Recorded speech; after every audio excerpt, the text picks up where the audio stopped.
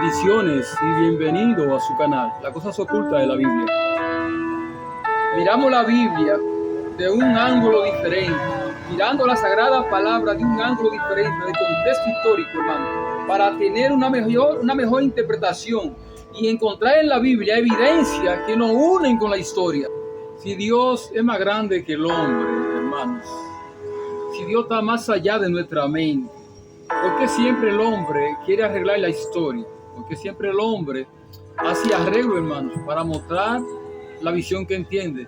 Pero Dios tiene su propia visión, tiene su propio método. Dios tiene su propia trayectoria. Y Él, a través de la Biblia, a través de la historia, nos da a nosotros todo el contenido para conocer su propósito, tanto de la antigüedad como de ahora presente, hermanos. Ahora, cuando miramos y observamos que hablan de los 400 años de silencio, quieren decir que Dios se salió fuera de su propósito. No, hermano. Dios siempre tuvo uno que hablara por él. Dios siempre mantuvo, hermanos, personas que predicaron, que enseñaron, que se levantaron y que lucharon y pelearon por la verdad. Y cuando decimos, hermanos, que el hombre arregla, no es que el hombre no tenga la capacidad, porque Dios da la capacidad.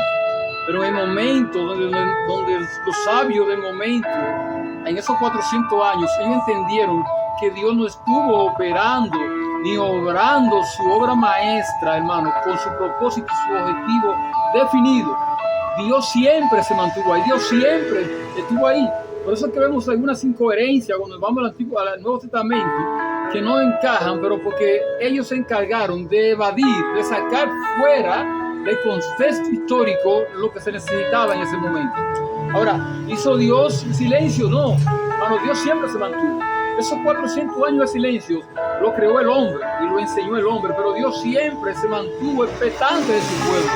Dios siempre se mantuvo coherente, Dios siempre se mantuvo, hermanos, constantes. Los 400 años de silencio, hermano, ese periodo intertestamentario, ese lazo de la historia en que Dios dejó de hablar, de comunicarse con su pueblo, ese tiempo entre la liberación del cautiverio de Babilonia y la venida del Mesías, hermano. ¿Realmente pasó esto? ¿Realmente Dios no tuvo su mensaje en ese momento? ¿Realmente no habló Dios? Sí, hermanos, vamos a estar mirando esto. No estamos cuestionando a los sabios del momento. Entendemos el contexto histórico y ellos determinaron que ciertas palabras, ciertos mensajes no eran necesarios en ese momento. Ahora nosotros vamos a estar mirando quién era Matatías. Hermano, ¿quién era Matatías? Que murió en 165 antes de Jesucristo. ¿Quién fue este hombre? ¿Cuál era su mensaje? ¿Cuál fue su propósito? ¿Cuál fue su objetivo, hermanos? Y él lo puso allí. Hermano, Matatías jugó un papel central en la historia, hermano, en la historia de Judá, en la historia de la Hanukkah, en la inauguración. Ahora, ¿qué era la Hanukkah, hermano? También conocida como la fiesta de las luces, o las lámparas, o las luminarias. Hermano, estas fiestas judías que se dan allá, este hombre tiene un papel importante en esta fiesta, porque vemos cómo él defiende, hermano, y pelea por el templo de Dios, y pelea junto con sus hijos, para que la historia siga como Dios quería que fuera. Esta fiesta de la lámpara es una festividad judía, hermanos, que se conmemora la reedificación del segundo templo, hermanos, en Jerusalén, y la rebelión de los macabeos, que en ese momento, hermanos, ellos lucharon y pelearon por su personalidad, por su carácter, diríamos, por su originalidad, porque ellos entendían que eran parte del pueblo de Dios. Ellos entendían que lo que estaban haciendo era bien, hermanos. Y tanto Matatías, que jugó un rol importante en el libro de Macabeo, vemos cómo Dios lo utiliza y lo usa, hermanos, para bien de su pueblo. Ahora, que los sabios determinaron en ciertos momentos, entendían que estos libros no eran necesarios, pero sí lo son. Son necesarios estos libros, hermanos, porque son de la época de Alejandro Magno, de esa conquista que hizo Alejandro Magno, hermanos. Y esta fiesta de la Hanukkah también eran de esa época, hermanos, 332 años antes de Jesús. Entonces esto abarca este contexto histórico de los 400 años que Dios estaba orquestando, analizando, preparando, hermanos, una lengua con un objetivo preciso, hermanos. ¿Y cuál era el objetivo? De helenizar todas las naciones. ¿Cuál era el objetivo de Alejandro Magno? Son estos: era a propósito de Alejandro de Dios, era a propósito de Dios para que el evangelio fuera esparcido por las naciones, para que el evangelio tuviera mejor aceptación y ser llevado a todas las naciones en esta lengua, hermanos, ya que no existía una lengua, sino que Alejandro se encargó de esto. Y Dios utilizó este contexto histórico para que su evangelio, para que su palabra, para que su mensaje fuera mejor llevado por sus hijos, por sus hombres y por sus mujeres que fueron llamadas en ese momento. Entonces, eran importantes, son importantes, hermanos. Ahora, que en ese momento los sabios entendieran eso, hermanos, muchos libros fueron sacados del canon, pero no fueron analizados correctamente porque ellos miraban solo las partes carnales y no se centraban en la parte espiritual que Dios estaba tratando con los hombres y que debe tratar hasta hoy con nosotros. Este Matatía, hermanos, era de la genealogía de Jesús, es de la descendencia, es donde Cristo viene, donde el Mesías viene. Por eso esta familia, su rol fue importante, hermanos, en ese momento. ¿Quién era Matatía, hermanos? Matatía fue un judío, hermanos, sacerdote, cuyo papel fue importante, hermanos, en la revuelta de los macabeos contra los seleucidas.